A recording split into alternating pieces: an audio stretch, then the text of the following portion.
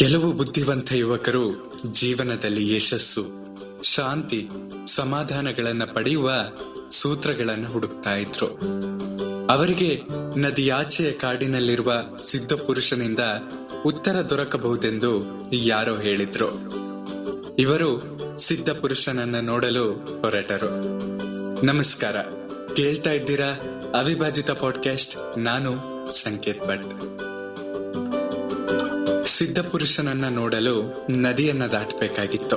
ನದಿಯ ದಂಡೆಯಲ್ಲಿ ದೋಣಿಯ ಯಜಮಾನ ಒಬ್ಬ ಮುದುಕ ಮರದ ಕೆಳಗೆ ಏನೋ ಹಾಡಿಕೊಳ್ತಾ ಕೂತಿದ್ದ. ಇವರು ಆಚೆ ದಡಕ್ಕೆ ಕೊಂಡೊಯ್ಯಬೇಕೆಂದು ಕೇಳಿದಾಗ ದೋಣಿಯಲ್ಲಿ ಕೂಡಿಸಿಕೊಂಡು ಆಚೆ ದಡಕ್ಕೆ ಕೊಂಡೊಯ್ದ. ನೀವು ಹೋಗಿ ಬರುವವರೆಗೂ ನಾನು ಇಲ್ಲೇ ಕಾಯ್ತಾ ಇರ್ತೇನೆ ಎಂದು ಹೇಳಿ ಮುದುಕ ಒಂದು ಮರದ ಅಡಿಯಲ್ಲಿ ಕುಳಿತ.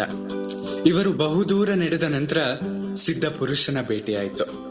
ಜೀವನದಲ್ಲಿ ಯಶಸ್ಸು, ಶಾಂತಿ, ಸಮಾಧಾನ ಹೇಗೆ ಗಳಿಸಬೇಕೆಂದು ತಿಳಿಯಲು ಬಂದಿದ್ದೇವೆ ಎಂದರು. ಸಿದ್ಧ ಪುರುಷರು ಹೇಳ್ತಾರೆ, ಅದನ್ನು ತಿಳಿದುಕೊಳ್ಳಲು ಇಷ್ಟು ದೂರ ಏಕೆ ಬಂದ್ರಿ?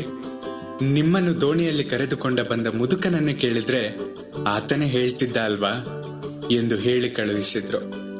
ಅವಿದ್ಯಾವಂತ ದೋಣಿ ನಡೆಸುವ ಮುದುಕನಿಂದ ಉತ್ತರ ಸಿಗಬಹುದೆಂದು ಕೇಳಿ ಈ ಯುವಕರಿಗೆ ಆಶ್ಚರ್ಯವೋ ಆಶ್ಚರ್ಯ. ಅವರು ಮತ್ತೆ ದೋಣಿಯ ಬಳಿ ಬಂದಾಗ ಮುದುಕ ತನ್ನ ಪಾಡಿಗೆ ತಾನು ಆರಾಮವಾಗಿ ಹಾಡಿಕೊಳ್ತಾ ಕೂತಿದ್ದ. ಇವರುಗಳು ಕೇಳ್ತಾರೆ, ಸಿದ್ಧ ಪುರುಷನನ್ನು ಭೇಟಿಯಾಗಿ ಜೀವನದಲ್ಲಿ ಯಶಸ್ಸು, ಶಾಂತಿ, ಸಮಾಧಾನಗಳನ್ನು ಗಳಿಸುವುದು ಹೇಗೆಂದು ಕೇಳಿದ್ವಿ. ಅವರು ದೋಣಿ ನಡೆಸುವ ನಿಮ್ಮನ್ನು ಕೇಳಿ ಎಂದು ಹೇಳಿ ಕಳುಹಿಸಿದ್ದಾರೆ. ದಯವಿಟ್ಟು ನಮಗೆ ತಿಳಿಸಿಕೊಡಿ ಎಂದು ಕೇಳಿದ್ರು. ಆಗ ಮುದುಕಪ್ಪ ಹೇಳ್ತಾರೆ, ನನಗೆ ಅವೆಲ್ಲ ಗೊತ್ತಿಲ್ಲ. ನನಗೆ ಗೊತ್ತಿರುವುದು ದೋಣಿ ನಡೆಸುವುದೊಂದೇ. ಅದನ್ನು ನಿರ್ವಂಚನೆಯಿಂದ ಮಾಡ್ತೇನೆ.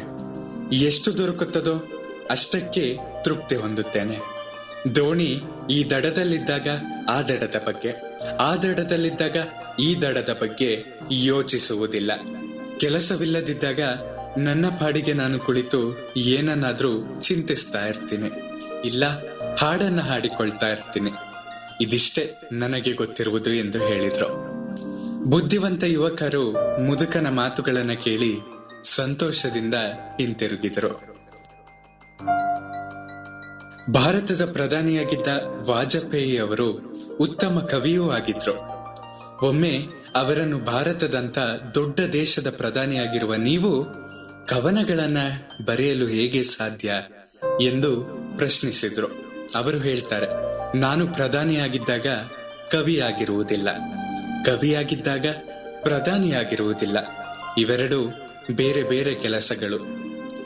ನೇತ್ರ ಚಿಕಿತ್ಸೆಯಲ್ಲಿ ಗಿನ್ನಿಸ್ ದಾಖಲೆ ಮಾಡಿದ ಡಾಕ್ಟರ್ ಮೋದಿಯವರು ನೂರಾರು ಜನರ ಮುಂದೆಯೇ ಚಿಕಿತ್ಸೆ ಮಾಡ್ತಾ ಇದ್ರು.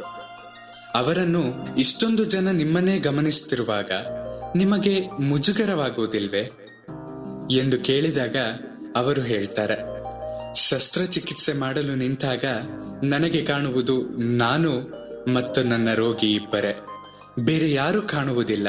ಹಾಗಾಗಿ ಮುಜುಗರವಿನ್ನೆಲ್ಲಿ ಎಂದರು.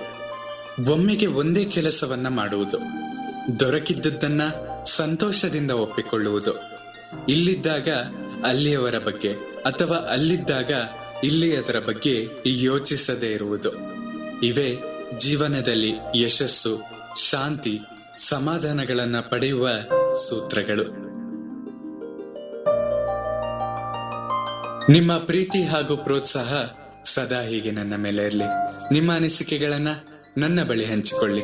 ಸದಾ ಕೇಳ್ತಾ ಇರಿ ಅವಿಭಾಜಿತ ಪಾಡ್ಕಾಸ್ಟ್. ನಾನು ಸಂಕೇತ್ ಭಟ್. ಧನ್ಯವಾದಗಳು.